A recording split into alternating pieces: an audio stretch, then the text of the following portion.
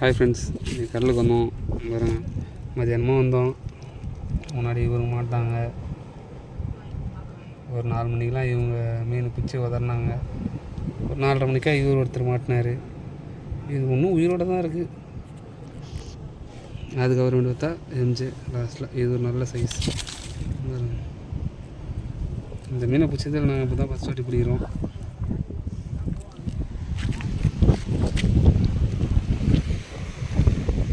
இப்படி ஒரு 1/2 kilo compulsory இருப்பார்.